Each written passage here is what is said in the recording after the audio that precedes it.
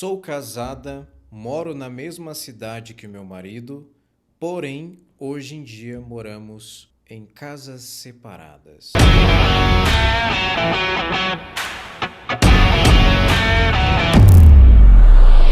Eu ia fazer outro vídeo, mas esse tá fresquinho. Olá, tudo bem com você? Aqui quem fala é o psicólogo Bruno Carlos, terapeuta de casal. Sejam muito bem-vindas e bem-vindos para mais um vídeo aqui deste canal. Hoje eu quero trazer essa temática para vocês que está se tornando cada vez mais comum. E elas acontecem dentro de duas nuances. Um casal que entende que podem sim ter esta liberdade e esse distanciamento, mas ainda assim permanecerem juntos. E aí envolve uma maturidade muito grande e um desprendimento de crenças socialmente aceitas, né? Principalmente aqui no Brasil, sobre o que é casamento, ao mesmo tempo que envolve um outro lado não tão legal assim, podemos colocar desta forma, que diz respeito a um casal que está iniciando um processo de separação e não quer fazer isso de maneira imediata, mas sim de uma forma onde conseguem ir se desprendendo, entre aspas, se despedindo aos poucos e não de uma vez, não de maneira abrupta, como você talvez deva conhecer por já ter vivenciado isso ou por já ter ouvido falar de algum amigo, parente, conhecido e etc.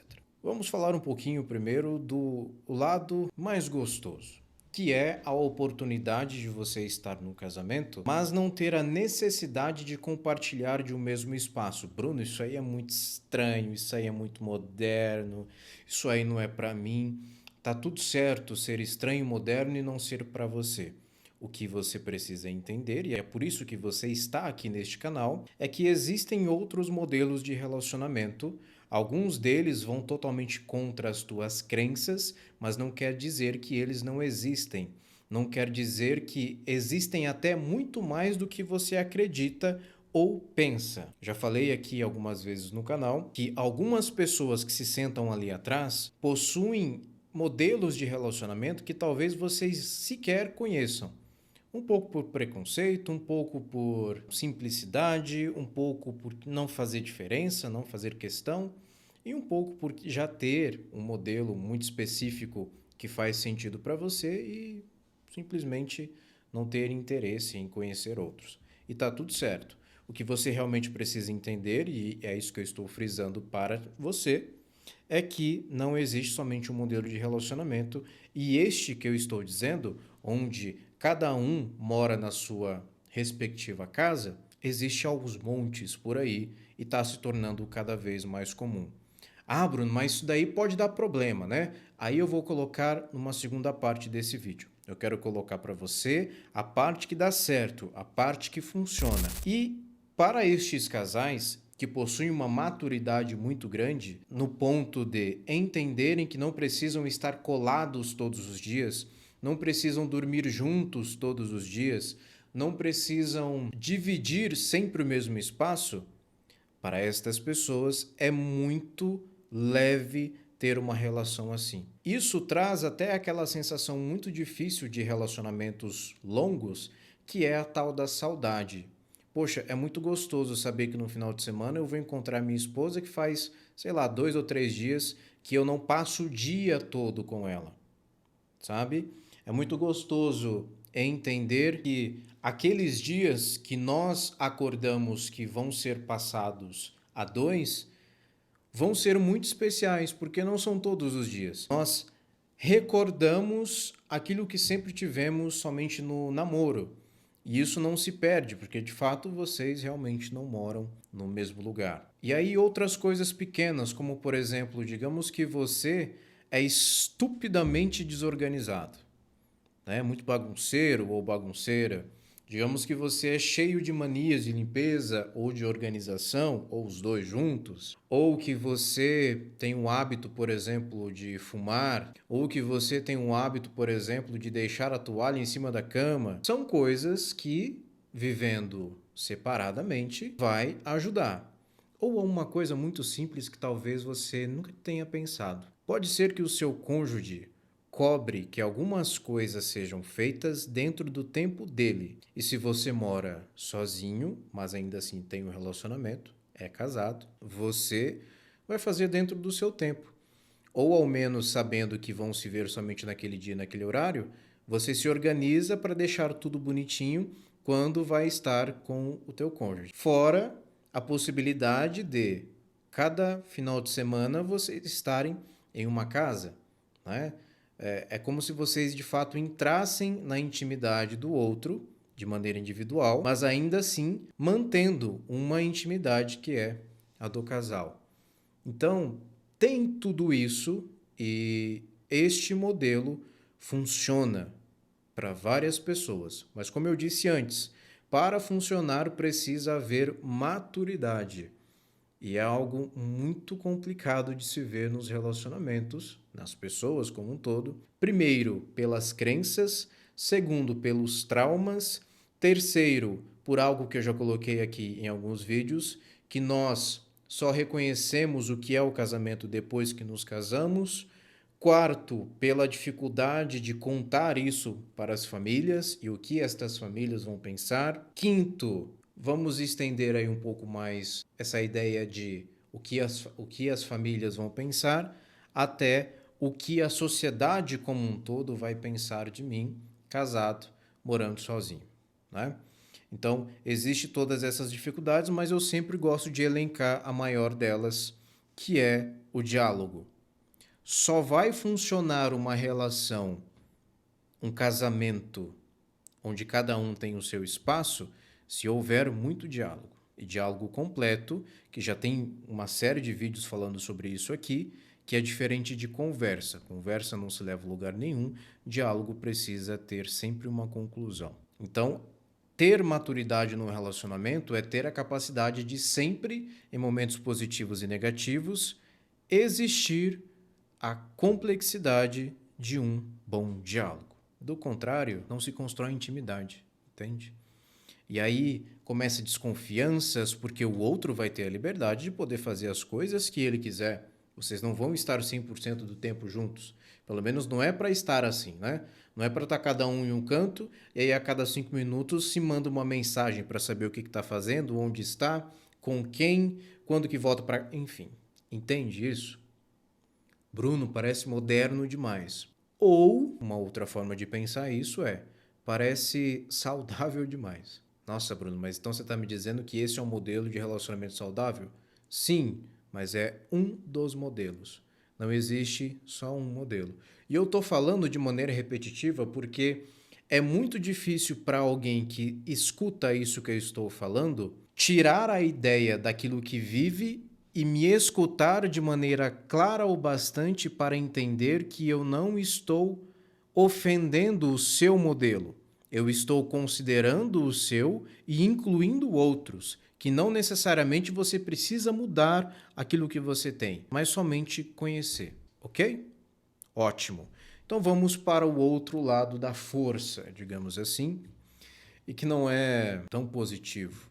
Deixa eu até tomar uma água. Existem pessoas que precisam de um tempo a mais dentro dos seus relacionamentos para finalizá-los. Existem pessoas que possuem o costume de velar as outras em vida. Então elas agem de uma forma a qual o desligamento vai acontecendo enquanto ela ainda permanece com aquela pessoa. Por exemplo, a tua esposa normalmente fazia uma série de coisas para você e agora, de uns tempos para cá, você percebe que ela faz muito menos. Ou algumas destas coisas ela já não faz mais. E eu não estou falando de sexo, tá? Existe muito mais coisa no casamento do que o sexo. Coisas simples como te dar um beijo pela manhã, como fazer aquela piadinha quando acontece tal coisa, como falar contigo com uma voz diferente, coisas bobas do dia a dia, mas que definem e integram tudo aquilo que envolve a intimidade de vocês. Ela tá parando. Ela te manda menos mensagens, ela pergunta com um espaçamento muito maior de tempo como você está e etc. cada vez mais se torna uma rotina de duas pessoas que se conhecem e moram juntas do que, de fato, um casamento. E aí, isso pode ser estendido caso haja algum tipo de discussão grande o bastante para que vocês ensaiem, de fato, este término, que é uma das pessoas sai de casa e, claro, se existe a possibilidade, se tem um outro imóvel, essa pessoa vai para este outro imóvel, ou aluga, ou empresta, ou vai para um hotel, enfim, e fica lá. Só que no momento em que ela faz isso, o que ela percebe, e isso é maravilhoso, maravilhoso para mim, tá? Enquanto psicólogo que estuda isso e lê isso nas literaturas. E eu estou trazendo isso aqui porque eu acabei de ler um artigo sobre isso e eu precisava falar. O tema era outro, era de um artigo que eu li antes desse, mas esse me chamou muito a atenção e eu queria colocar. Depois eu vou fazer um vídeo sobre o outro artigo, provavelmente amanhã.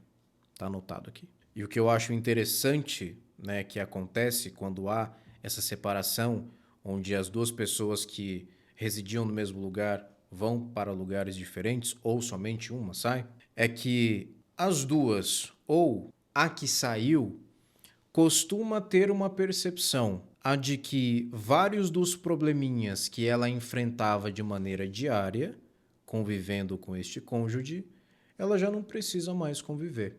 É a toalha em cima da cama, é as reclamações, é a bagunça, ou o excesso de organização, o excesso de regras. Não precisa mais. É a falta de educação da pessoa, a rigidez para algumas coisas, não precisa mais. Ela pode simplesmente fazer as coisas dela, do jeito dela, no tempo dela. Se não quiser fazer, não faz. Se quiser fazer, faz e ponto. E aí ela percebe algo que dentro daquele contexto de casamento era muito difícil. E é por isso que muitas vezes você que está assistindo aí tem medo que esse tipo de separação aconteça. Essa pessoa descobre que ela consegue viver sozinha, sabe? Que na verdade não era ela que dependia do cônjuge, é o cônjuge que depende dela. E isso é muito libertador, ao ponto de ser assustador. Para quem? Para os dois. Só que, claro, para ela é de uma maneira muito mais leve. Sabe aquele susto que de fato é surpreendente ao mesmo tempo que é gostoso? É. Do outro lado, tem alguém que está assustado ou assustada porque viu que a outra pessoa notou que ela consegue viver sozinha. E aí, quando alguém neste modelo conhece e experimenta a liberdade, ela automaticamente não quer mais voltar a estar presa. Pelo menos não na mesma prisão, não com o mesmo carcereiro. Exceto que essa prisão seja reformulada para algo que venha a ser um pouco parecido com a liberdade que agora ela tem. Então é muito normal que, do outro lado, lembrando que já falamos do lado positivo, agora estamos falando do outro, tá? De casais não tão maduros assim ou que não se planejaram para ter isso. Só aconteceu por problemas na relação. Deste lado, o que pode acontecer é da pessoa que agora se sente livre começar a exigir algumas coisas para que então esta prisão deixe de ser uma prisão. E aí cabe ao cônjuge, né, aceitar isso ou não. O que normalmente ocorre é que ela ou ele aceita, ao ponto de fazer algumas coisas por medo de perder, por medo de nunca mais ser a mesma coisa. Só que infelizmente nunca mais vai ser mesmo. Porque, de novo, o outro experimentou a realidade. Quem não experimentou foi este cônjuge que de alguma forma está preso ainda dentro desse cárcere e sentiu o peso do quanto ele ou ela, de novo, dependia dessa outra pessoa aí que está vivendo essa experiência de liberdade. O que normalmente é colocado nas literaturas quando a gente fala desse tipo de contexto é que esta separação de espaço evolui para uma separação definitiva. São poucos os casos, pelo menos sozinhos, sem ajuda profissional, que conseguem retornar ao que era, ou conseguem chegar a um denominador que faça comum, onde ambos vão ceder. Porque lembra, um está preso, o outro está experimentando a liberdade. Esse que está experimentando a liberdade dificilmente vai querer ceder em alguma coisa. É ele que vai cobrar. E aí quem está preso está cedendo, cedendo, cedendo, chega um ponto que não cede mais, não quer mais isso e começa a cobrar do outro algumas coisas, já que o jogo meio que se inverte. E aí este outro livre, feliz, pimposo não vai querer mudar absolutamente nada. E aí vem um processo definitivo de separação. Porém, se é que pode existir alguma coisa positiva neste outro lado, é que essa separação já está sendo feita. O que vai ocorrer agora é realmente uma concretude de tudo isso e uma finalização de um processo de aceitação que já vinha acontecendo ao longo de algum tempo, na maioria dos casos, alguns meses. Entende? Então, assim, querem morar separados? Entendam os porquês disso. Querem morar juntos? Querem fazer isso porque o relacionamento não tá legal e vocês não sabem mais o que fazer, mas também não têm forças o suficiente para terminar do nada. E aliás, existe essa demanda de morar separados, mas na mesma casa, tá? Querem morar separados porque são chatos demais, porém descobriram que quando estão distantes, essa saudade existe. É como se voltassem a ser namorados e dá muito certo. Então, ok. Mas decidam e conversem sobre o que vocês realmente pensam em fazer. Do contrário, se essa separação somente acontece sem os ditos, sem os óbvios benditos, é sempre uma interpretação na cabeça de quem ficou e assistiu o outro sair. Assim como é sempre uma interpretação na cabeça de quem saiu e está vendo o outro ficar e fica pensando se é interessante voltar, se colocar de fato um ponto final não vai ser algo a se arrepender. E quem está lá esperando, fica sempre esperando, ao mesmo tempo que sabe que não é mais a mesma coisa. É difícil, sabe? É difícil. E é algo que dá para ser 100% evitado. Vocês só precisam ser claros naquilo que querem e colocar isso em prática. E aí, no meio destes dois universos, existe um universo bem pequeno que é composto por uma série de casais que moram no mesmo ambiente e não têm mais uma relação de casados, apesar de tentarem, mas não sabem como, não procuram ajuda e enfim, e não querem sair desse relacionamento, desse casamento. Até dizem que querem, mas no final das contas não querem. Primeiro, porque se acostumaram com a rotina de estar com uma pessoa.